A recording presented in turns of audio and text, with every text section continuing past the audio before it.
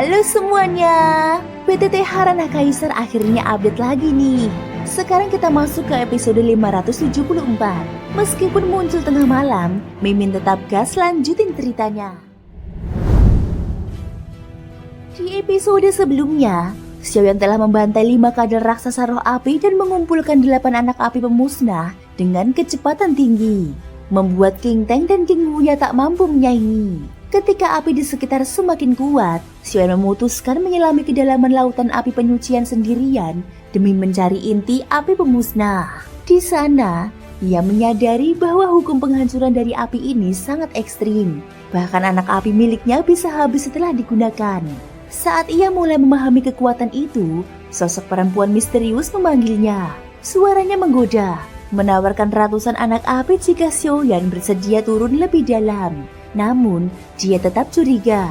Xiaoyan menyadari bahwa api itu hanyalah bayangan kekuatan hukum, bukan anak api sejati. Pada saat ini, suara lembut itu terdengar lagi. Kakak memang pintar, tidak salah aku memilihmu. Xiaoyan menatap ke arah suara itu. Apa kau mengatakan hal yang sama pada semua orang yang datang ke sini? Bagi Xiaoyan, keberadaan ini terasa asing. Seolah bukan makhluk biasa, melainkan sesuatu yang telah lama disegel di tempat ini. Suara itu menyahut, "Apa maksudmu kakak? Aku sudah menunggumu sangat lama." Jarak yang memisahkan mereka terlalu jauh, bahkan wajahnya pun sulit terlihat. Tapi bukan itu yang membuat Xiaoyan waspada. Ia tidak merasakan sedikit pun aura kehidupan dari wanita itu. Auranya terlalu samar, kadang muncul, lalu hilang begitu saja. Satu kemungkinan melintas di benaknya. Apakah dia roh api yang lahir dari api pemusnah yang sebenarnya? Meski berpikir demikian, Xiaoyan tidak bergerak. Tempat ini terlalu berbahaya untuk gabah. Dalam situasi tanpa kepastian, mengambil resiko adalah tindakan bodoh. Petir ekstrim menyala di bawah telapak kakinya. Ia memaksa diri untuk mundur, bersiap meninggalkan tempat itu. Lautan api ini terasa aneh, seolah memang terbentuk oleh sosok wanita itu. Terlalu berbahaya untuk ditelusuri lebih dalam. Tapi suara wanita itu kembali terdengar, kali ini lebih tajam. "Kakak, kenapa kau keras kepala? Aku sudah bilang, aku tak akan menyakitimu. Tapi, jika kau terus begini, aku bisa marah." Dalam sekejap, api dari seluruh laut penyiksaan berkumpul, mengarah langsung ke tubuh Xiaoyan.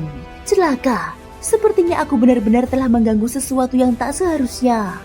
Dari atas, lautan api tampak membentuk pusaran raksasa. Xiaoyan berada tepat di pusatnya. Lidah-lidah api yang melahap itu mulai menggoyahkan tubuhnya. Bahkan tubuh fisiknya yang sudah diperkuat pun tak sanggup bertahan. Ledakan bertubi-tubi mengguncang. Tubuh Xiaoyan meledak di beberapa titik. Darah menyembur dari luka-luka dalam. Namun, sorot matanya tetap tajam. Dengan satu langkah ke depan, tubuhnya menghilang dalam sekejap. Lenyap ditelan oleh teknik jiwa kehampaan. Teknik yang mampu membawanya keluar dari bahaya apapun. Kehilangannya membuat wanita itu terpaku sejenak. Tapi kemudian, amarahnya meledak. Lautan api bergolak liar, menciptakan gelombang api mengerikan yang tampak ingin menghancurkan seluruh wilayah ini. Namun Xiaoyan sudah berada jauh di luar area itu. Ia berdiri di batas laut penyucian, menatap laut api yang kini menggila. Ini gila. Apa yang sebenarnya terjadi di sana? Tak jauh dari situ, King Tang dan kelompoknya muncul dalam keadaan memprihatinkan. Melihat kekacauan yang terjadi, King Tang mengerutkan kening dan berkata, "Ini pasti ulah orang itu. Sesuatu di bawah sana telah dipancing olehnya." Di sisi lain, King Wuya terluka parah. Api di sekitar mereka terlalu kuat untuk dilawan. Dengan suara parau, King Tang berteriak keras, "Aku tahu kau bisa mendengar. Jika kau bersedia membantu, Pavilion Pil Emas 9 Surga bersedia menerimamu sebagai tetua kehormatan dan memberimu resep pil tingkat dewa." Xiaoyan memang mendengar. Dengan kekuatan jiwanya yang telah mencapai alam void, ia bahkan mendengar suara di antara nyala api. Namun, dia tetap tenang.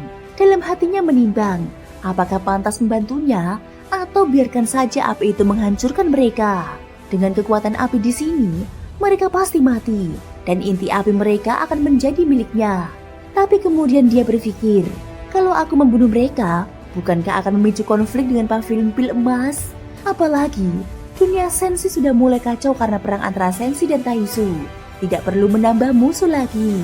Akhirnya, Xiaoyan mengangkat tangan. sebuah celah ruang kecil terbuka, dan 5 orang termasuk King Teng muncul dari dalamnya. Mereka tampak seperti tanaman obat hangus yang baru dikeluarkan dari kuali. Jubah King Teng robek dan terbakar. Wajahnya penuh luka, namun ia masih bisa tersenyum pahit.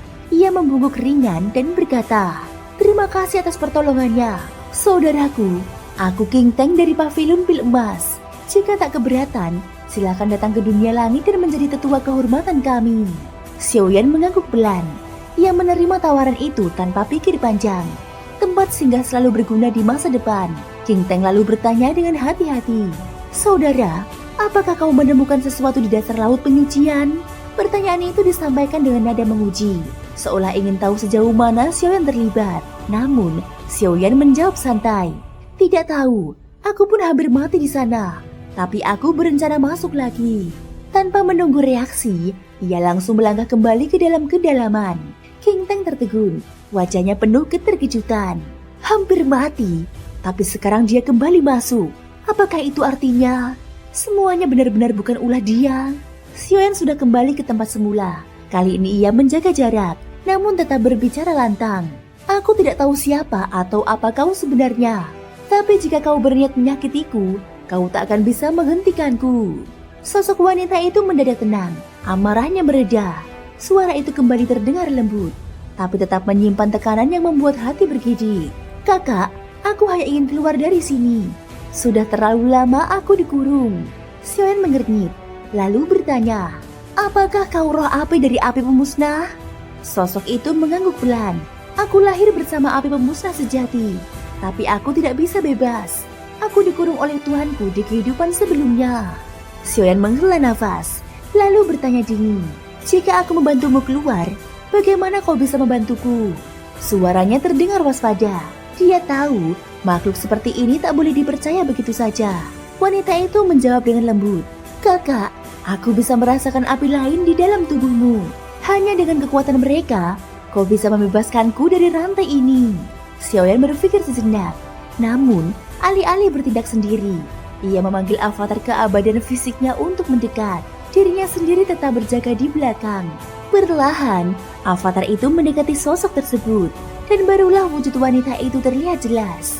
Tubuhnya terbuat dari api, ramping dan indah, seperti arca lava yang dibentuk oleh alam. Kulitnya berkilau seperti kaca merah bening, dan matanya bagaikan 2 matahari cair.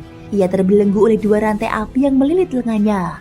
Xiaoyan memandang dengan tajam lalu berkata tegas, "Aku bisa membantumu, tapi tidak sekarang." Thank you guys sudah mendengarkan ceritaku di episode kali ini sampai akhir. Ikutin terus kelanjutan episode berikutnya ya. Semoga hari kalian menyenangkan. Sampai jumpa dan bye-bye.